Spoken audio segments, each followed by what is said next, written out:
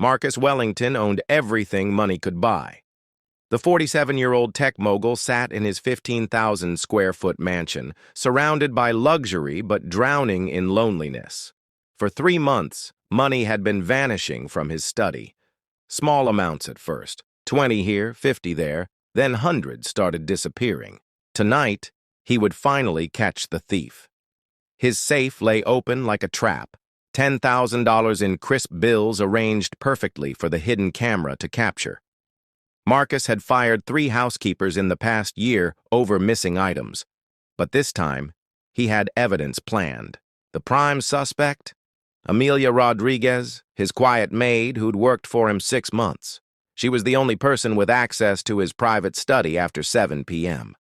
Single mother of 2, always punctual, but Marcus had learned not to trust anyone. His ex-wife had taught him that lesson when she left with half his fortune and their children. Marcus checked his watch, 8:47 p.m. Amelia would begin her evening cleaning routine in 13 minutes. He retreated to his bedroom, laptop open, watching the live feed from the hidden camera. His heart pounded with a mixture of anticipation and dread. Part of him hoped he was wrong about Amelia. She seemed different from the others. Respectful, hardworking, never asking for advances or special treatment. But money doesn't just disappear. Someone was stealing from him, and tonight he would have proof. Marcus hadn't always been this suspicious.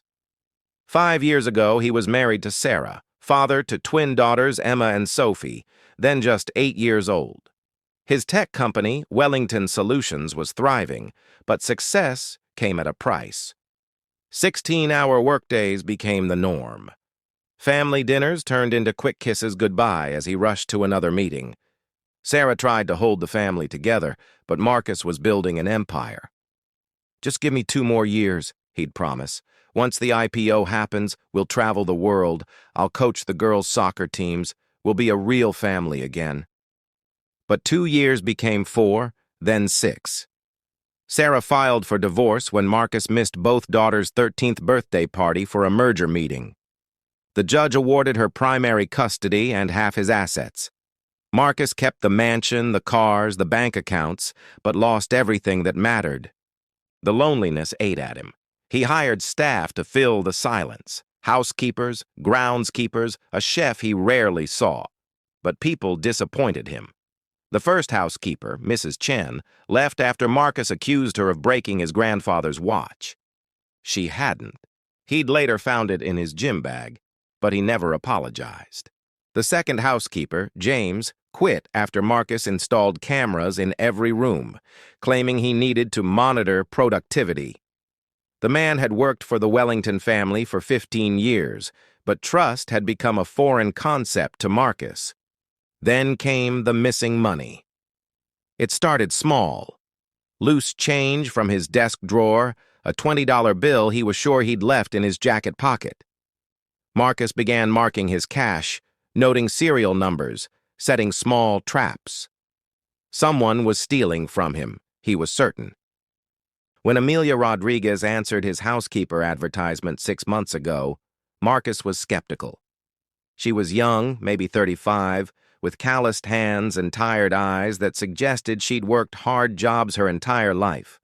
She spoke softly, asked few questions, and accepted his list of rules without complaint. No personal phone calls during work hours, no friends or family visiting the property, and absolutely no access to his private study except for scheduled cleaning times. But Amelia was different. She worked quietly, efficiently, never asked for time off, never complained about Marcus's cold demeanor or unreasonable requests. She even stayed late once when Marcus caught the flu, making him soup and ensuring he had everything he needed. For a brief moment, Marcus felt something he hadn't experienced in years, genuine care from another human being. That's what made the missing money so painful. If Amelia was stealing from him, it meant his judgment was completely broken. It meant he truly couldn't trust anyone, not even the woman who'd shown him unexpected kindness. At exactly 9 p.m., Amelia entered Marcus's study. Through the camera feed, Marcus watched her begin her usual routine, dusting the bookshelves, organizing scattered papers, emptying the wastebasket. She moved with practiced efficiency, as she had every evening for 6 months. Then she saw the open safe. Amelia froze, her cleaning cloth suspended mid-air. Marcus leaned forward, his laptop screen inches from his face. This was the moment of truth. He watched Amelia glance around the room, confirming she was alone, then approached the safe cautiously. Marcus's finger hovered over his phone, ready to call the police the moment Amelia reached for the money. His heart hammered against his ribs. Part of him wanted to look away, to preserve the last thread of faith he had in human nature. Amelia stood before the open safe for nearly a full minute, staring at the stacks of cash. Then she did something that made Marcus question everything he thought he knew about her. She quickly closed the safe door, spun the combination lock, and pulled out her phone. Marcus watched, confused, as Amelia dialed a number. Who was she calling? Her partner in crime? Someone to come help her break into the safe properly? Then he heard her voice echoing through the house intercom system. "Mr. Wellington, I know you're probably sleeping, but I found your safe open when I came to clean your study. I've secured it, but I think you should know that someone might have attempted to break in. I'm going to stay here tonight to make sure everything remains secure." Marcus stared at his laptop screen in stunned silence. This wasn't the behavior of a thief. This was the behavior of someone genuinely concerned for his well-being and property. But if Amelia wasn't stealing from him, then who was? Marcus continued watching as Amelia methodically checked every window in the study, tested the locks on the French doors leading to the garden, and even examined the room for signs of forced entry. She was treating his home as if it were her own, protecting it with the same care she'd show her own family's possessions. Then Marcus noticed something else. Amelia had pulled out a small notebook and was writing something down. She wrote for several minutes, occasionally pausing to think, then continued writing. What could she possibly be documenting? After finishing her notes, Amelia settled into the leather chair beside the fireplace, Marcus's chair, with her notebook in her lap. She wasn't relaxing. She was maintaining a vigil, staying awake to guard his home against potential intruders. Marcus felt a strange sensation in his chest, something he hadn't experienced in years: shame. He'd set an elaborate trap for a woman who was now sacrificing her evening to protect him from imaginary criminals. But the missing money was real. If Amelia wasn't taking it, then Marcus had a bigger problem than he realized. Marcus couldn't bear to watch Amelia's selfless vigil any longer. He closed his laptop and headed downstairs, his mind reeling with questions and guilt. He found Amelia in the kitchen, brewing coffee to help her stay alert through the night. When she saw him approaching, she immediately stood up, concern etched across her face. "Mr. Wellington, I'm so sorry if I woke you, but I was worried about the security breach. I've locked everything up, but maybe we should call the police to file a report." Marcus stood in his kitchen doorway looking at this woman who'd spent her evening protecting him instead of stealing from him, and felt his world shift. The words tumbled out before he could stop them. "Amelia, I need to tell you something. There was no break-in. I left that safe open deliberately. I've been suspecting someone of stealing money from my study, and I thought it might be you. I set up a camera to catch the thief in the act." The color drained from Amelia's face, but instead of anger, Marcus saw something worse: deep hurt and disappointment. She set down her coffee mug with trembling hands and looked directly into his eyes. "You thought I was stealing from you," she said quietly. It wasn't a question. "Yes," Marcus whispered, unable to meet her gaze. "I'm sorry, Amelia. I've become suspicious of everyone. My ex-wife, previous employees, even my own business partners. I don't know how to trust anymore." Amelia was silent for a long moment, processing his confession. Then she did something unexpected. She walked to the kitchen drawer where she kept her cleaning supplies and pulled out a small leather notebook. "Mr. Wellington," she said softly, "I think I know where your money has been going." She opened the notebook and showed him pages of careful handwriting, dates, amounts, and brief descriptions. Marcus read the entries with growing amazement. March 15th, $20. Emergency grocery money for Mrs. Patterson next door. Husband in hospital. March 22nd, 35s. Prescription medication for elderly man at bus stop. April 3rd, $50. Shoes for homeless teenager sleeping in park. April 18th, 25. School lunch money for co-worker's daughter. Page after page of similar entries, each one documenting how Amelia had been using small amounts of Marcus's missing money to help people in desperate situations. "I know I should have asked permission," Amelia continued, her voice barely above a whisper. "But I saw so many people struggling, and there was always loose cash on your desk or in your jacket pockets. I kept careful records, planning to pay you back when I could afford it. I work 3 jobs, Mr. Wellington, here, at the hospital on weekends, and cleaning offices at night.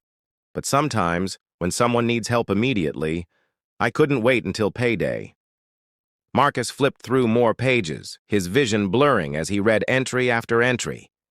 Amelia had been stealing from him, but not for herself. She'd been stealing to feed the hungry, help the sick, and care for those who had nothing.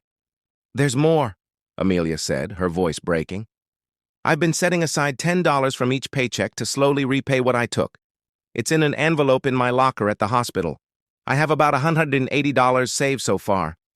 Marcus closed the notebook and looked at this remarkable woman standing before him. She'd spent 6 months silently helping others with his money, documenting every penny and working extra jobs to pay him back, all while he'd been plotting to have her arrested. Marcus sat down heavily at his kitchen table, the weight of his mistake crushing him. "Amelia, I don't know what to say. I've been so wrong about everything." Amelia remained standing, her hands clasped in front of her. "I understand if you need to fire me, Mr. Wellington.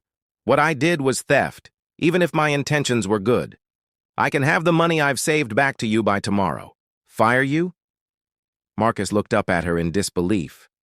"Amelia, you've shown me more kindness and integrity in 6 months than most people have shown me in years. You took money to help others, then worked extra jobs to pay it back without me even knowing it was missing. And tonight, instead of being angry about my trap, you stayed awake to protect my home." Tears began streaming down Marcus's face, the first tears he'd shed since his daughters moved away. "You want to know the truth? I haven't had a real conversation with another human being in 2 years. I eat dinner alone every night in a dining room built for 12 people. I have enough money to buy a small country, but I was ready to destroy the life of the only person who's shown me genuine care." Amelia sat down across from him, her own eyes wet with tears. "Mr. Wellington, you're not a bad person. You're just lonely. And when people are lonely for too long, sometimes they forget how to trust." Marcus wiped his eyes and made a decision that would change both their lives. "Amelia, I have a proposition for you. Instead of working 3 jobs to help random strangers with my loose change, what if we helped people together, properly, with purpose?" Over the next hour, sitting at that kitchen table, Marcus and Amelia designed something beautiful, the Wellington Rodriguez Foundation for Community Support. Marcus would provide the funding, Amelia would identify people in need, and together they would make a real difference in their community. But more than that, they formed an unlikely friendship.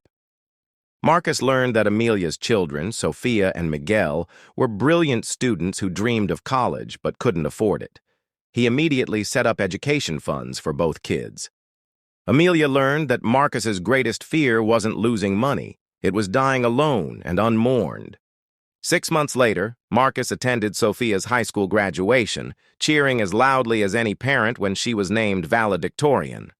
Amelia was there for Marcus's 50th birthday, having organized a surprise party with dozens of people whose lives had been touched by their foundation. The missing money had led to something neither of them expected. A family forged not by blood, but by choice, compassion, and second chances. Marcus never did install another security camera. Instead, he installed something far more valuable, trust. And every evening at 9 p.m., instead of watching Amelia clean his study alone, he joined her for coffee and conversation about whose life they might change tomorrow. Sometimes the greatest treasures aren't found in safes. Sometimes they're found in the unexpected kindness of a stranger who becomes family, one small act of courage at a time.